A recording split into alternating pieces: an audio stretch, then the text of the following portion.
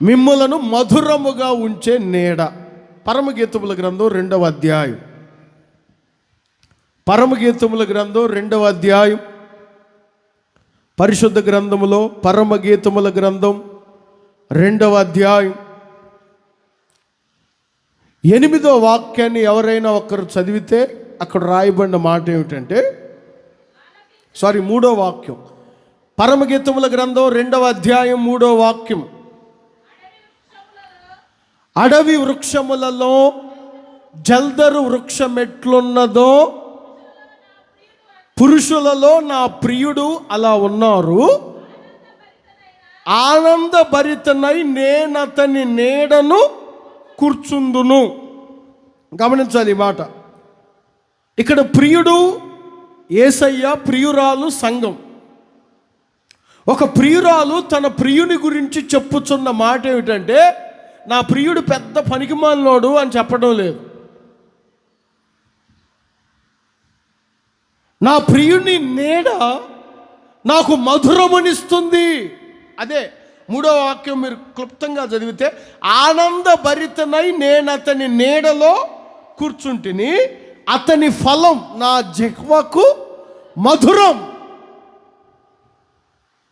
ఈ నెల యేసయ్యనే చేతి నీడలో మీరందరూ దాచబడి ఉన్నారు.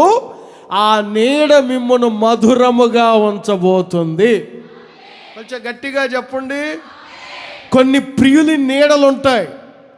అదే ఒట్టి నీడ వంటి వారైనా ఈ లోకంలో వారి నీడలు మీకు బాధను కలుగు చేసేయేమో. ఇక్కడ ఒక ప్రియురాలు తన ప్రియుని గురించి చెప్తున్న మాట ఏమిటంటే, నాకు చాలా సంతోషం అతని నీడలోనికి వెళ్ళడానికి. ఎందుకు? అతని నీడ నాకు మధురమును కలుగజేస్తుంది. నీ జీవితం ఎంత మారాగా మార్చబడినా ఈ చివరి నెలలలో గుర్తుపెట్టుకోండి ప్రియులారా, ఓ దైవ సేవకునిగా దేవుడు నన్ను ప్రేరేపించి మీతో చెప్పమంటున్నాడు. ఇప్పటి వరకు మిమ్మల్ని ఎంతమంది చేదులోనికి తీసుకొని వెళ్ళారో, చేదైన వ్యక్తులుగా మిమ్మల్ని మార్చారో, మీ జీవితం ఎందుకు పనికి రాకుండా నిరుపయోగముగా చేదైన స్థితిలో ఉన్నదేమో, ఈ నెల యెహోవా నీకు నీడగా ఉండి నీకు మధురమును కలుగజేయబోతున్నాడు. నిన్ను మధురముగా ఉంచబోతున్నాడు. ఒక మధురమైన నీడగా ఆయన నీకుండునుగాక. Praise the Lord. హల్లెలూయా. గట్టిగా చెప్పండి. కొన్ని నీడలు నీకు చాలా బాధను కలుగు చేస్తాయి. కొన్ని నీడలు చాలా కష్టాన్ని కలుగు చేస్తాయి. నా బ్రతికేంటి ఇలా అయిపోయింది, అనవసరంగా తల్లిదండ్రులు చెప్పిన మాట లేదు, నేను అనవసరంగా ఏదో చేసుకోవాలనుకున్నాను అని బాధ కలిగి ఉంచే. ఒకవేళ ఇప్పటి వరకు ఇన్ని నెలలు ఒక మధురమైన ఆశీర్వాదం, ఒక మధురమైన జీవితం, ఒక మధురమైన అనుభవం నీ జీవితంలో ఏది లేదేమో, గుర్తుపెట్టుకోండి, ఈ నెల మధురముగా నిన్ను మార్చబోతున్న నెల. ఒక మధురమైన వ్యక్తిగా నిన్ను తీర్చిదిద్దబోతున్నాడు. ఇంకొక గమ్మత్తైన సంగతి చెప్తాను. బెత్లెహేములో కరువు వచ్చింది. ఈ బెత్లెహేములో వచ్చిన కరువు ఆమెను మోయాబు దేశం వరకు తీసుకొని వెళ్ళింది. గమ్మత్తైన సంగతి చెప్పనా, కరువు వచ్చింది బెత్లెహేములోనే, ఆమెకు కాదు. నేను ఎందుకు ఈ మాట చెప్పానంటే, ఎప్పుడైతే బెత్లెహేమును విడిచి మోయాబు దేశానికి వెళ్ళిందో, భర్తను కోల్పోయింది, 2 కుమారులను కోల్పోయింది. కరువులో కూడా కుమారులు బాగానే ఉన్నారు, భర్త బాగానే ఉన్నాడు. ఎప్పుడైతే బెత్లెహేమును విడిచి వెళ్ళిందో చేదైపోయింది తన జీవితం అంతా. ఒక్కసారిగా తన జీవితం అంతా మారిపోయింది. పలకరించేవారు లేరు, ప్రేమగా మాట్లాడేవారు లేరు. కొంచెం ఆదరించి ప్రార్థన చేసేవాళ్ళు లేరు. ఏమైంది, అసలు ఎందుకు వచ్చావమ్మా? దేశమంతా కరువు. దేశమే కరువు. తిక్కమోహం నాన్న, దేశమేగా కరువు. నీకుందా? నాకు లేదు. మరి ఎందుకు వచ్చావు? నాకు వస్తుందేమో ఆ కరువు అని. నీకెందుకు రానిస్తాడు? దేవుని నీడలో నువ్వు ఉంటే. దేశమంతా కరువు. చివరికి కుమారులను పోగొట్టుకుంది, భర్తను పోగొట్టుకుంది. అమ్మో, ఇక్కడ ఇంకా నాకేది కలిసి రావట్లేదు ఈ దేశంలో, ఈ మోయాబులు అని తిన్నగా మరలా బెత్లెహేంకి వచ్చింది. వచ్చిన తర్వాత అందరూ పలకరిస్తారు కదా, అమ్మా ఎలా ఉన్నావు, అమ్మా ఎలా, ఏంటి ఒకదాన్ని వస్తున్నావు, ఏమైంది? ఓహో, భర్త చనిపోయాడు, ఎలా, ఏంటి అంటే, ఎవరైనా ఆమె అడక్కముందే చెబుతుంది. ఆమె అమ్మో, అయ్యో నన్ను ఇప్పుడు ఇంకా నా పేరు పెట్టి పిలవకండి, నన్ను మారా అని పిలవండి అంటుంది. నయోమి అనే పేరుకి అర్థం ఏంటో తెలుసా? మధురం. మధురమైన ఆమె ఇప్పుడు ఏమని పిలవమంటుంది చెప్పండి? మారా అంటే చేదు. ప్రియులారా, యేసయ్య రెక్కల నీడలో ఉన్నంతసేపు నీ చుట్టూ ఎంతమంది కొట్టుకొని పోయి ఎన్ని నీళ్ళు ఆవరించినా ఆరిన నేల మీద నడుస్తూనే ఉంటావు నువ్వు. కొంచెం గట్టిగా చెప్పండి. నీళ్లు గోడల్లాగా నిలబడతాయి రా బాబు, నిన్ను ముంచవు. ఎందుకంటే నీవు ఆయన రెక్కల నీడలో దాచబడ్డావు. కొంచెం మనకు కంగారు ఎక్కువ కదా, ఏమైపోద్దో ఏం జరుగుద్దో అని టెన్షన్ పడిపోతుంటాం. ఆ టెన్షన్లో భర్తను పోగొట్టుకుంది, ఇద్దరు కుమారులను పోగొట్టుకుంది. ఒక్కసారి దేవుని నీడను వదిలిపెట్టి వెళ్ళిన వెంటనే జరిగింది ఏమిటంటే, మధురము కాస్త మారా అయిపోయింది. దేవుడు అలా చేసే వ్యక్తి కాదు. ఋతు గ్రంథం 1వ అధ్యాయం 20-21 వాక్యాల్లో, అంత కరువులో కూడా ఆమె మధురముగానే ఉన్నది. ఈ కడవరి దినాలలో ఓ సేవకునిగా నేను మీతో చెప్పుచున్నాను, యేసయ్య మీకు మధురముగా ఉండే నీడగా ఉండబోతున్నాడు. నీ జీవితాన్ని చేదుగా చేయడం, నీ జీవితాన్ని చేదుగా మార్చడం. నేను దేవుణ్ణి నమ్ముకున్నాను, నా జీవితం చేదైపోయింది, నా జీవితం ఏంటి ఇలా అయిపోయింది అని మీరు అనేటట్లు దేవుడు చేయడం. దేవుని నమ్ముకున్న మీరు ఇప్పటికీ ఎప్పటికీ దేవుని నీడలో ఉన్నంత కాలం మీరు మధురముగానే ఉంటారు. అందరు చెప్పండి ఆమేన్. బెత్లెహేమంతా కరువు వచ్చినా ఈమె మధురముగానే ఉంది.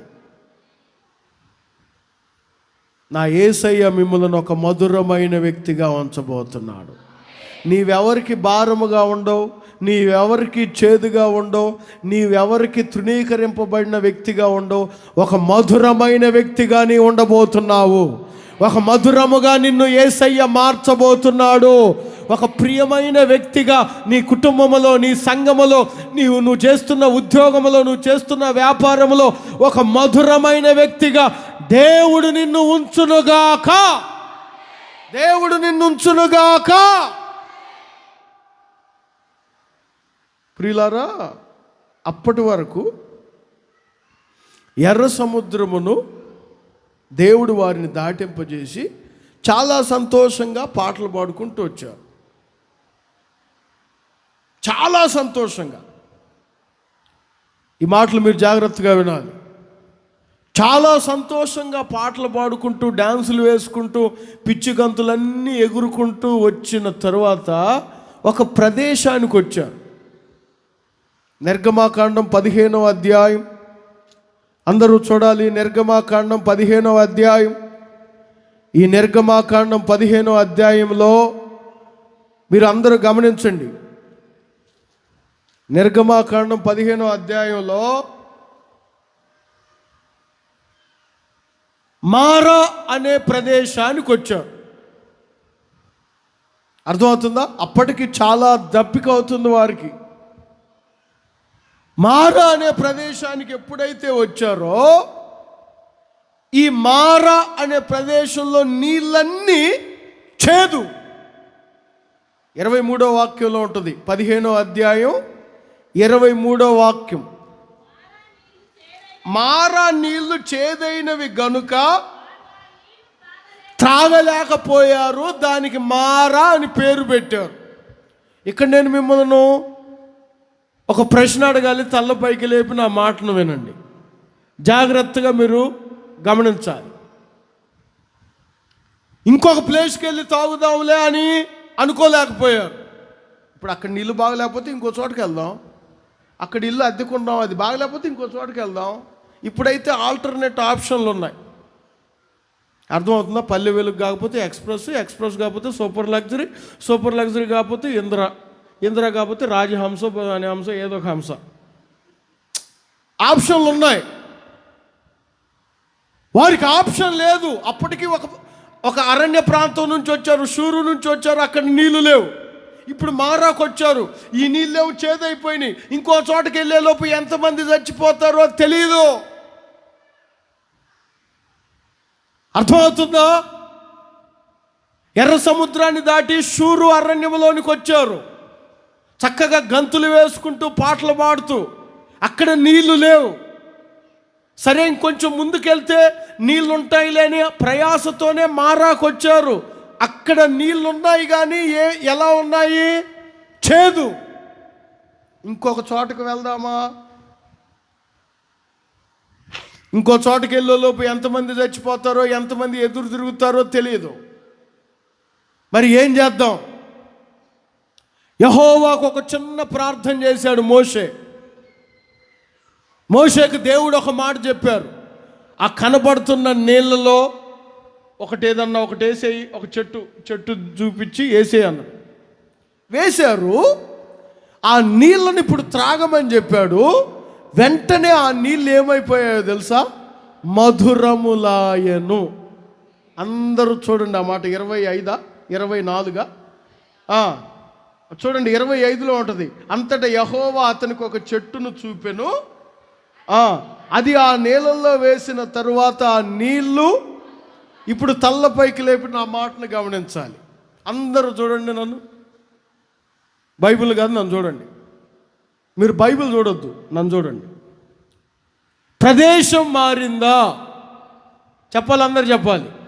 వ్యక్తులు మారారా? నీళ్ళ ఓట మారిందా?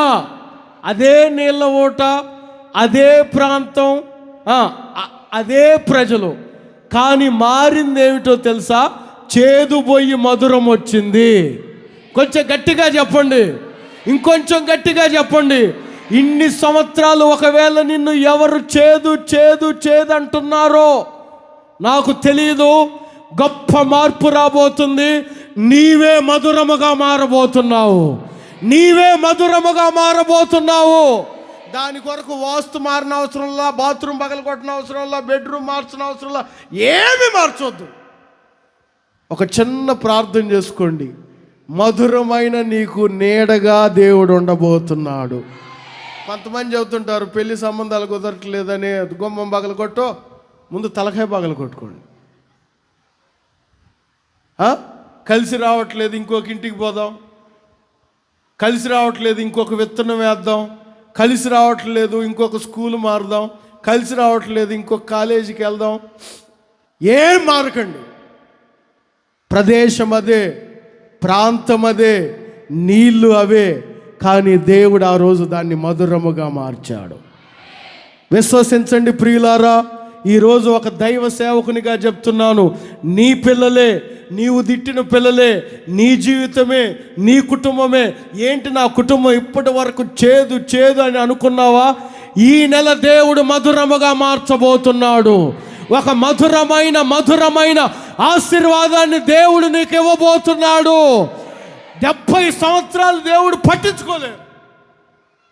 70 సంవత్సరాలు అసలు మేము దేవునికి గుర్తున్నామా, సచ్చామా అన్నారు. 70 సంవత్సరాలు అవుతుంది, ఏ నిరీక్షణ లేదు, ఏ ఉపయోగము లేదు. ప్రవక్తని వారి కొరకు పంపి 70 సంవత్సరాల తరువాత ఆ ప్రజలతో ఒక మాట చెప్పాడు. మధుర వచనములు చెప్పమన్నాడు. జకర్యా గ్రంథం మొదటి అధ్యాయం 13వ వాక్యంలో, జకర్యా గ్రంథం మొదటి అధ్యాయం 13వ వాక్యంలో, యెహోవా నాతో మాటలాడిన దూతకు ఆదరణకరమైన మధుర వచనములతో ఉత్తరం ఇచ్చాడు. జకర్యా గ్రంథం మొదటి అధ్యాయం 13.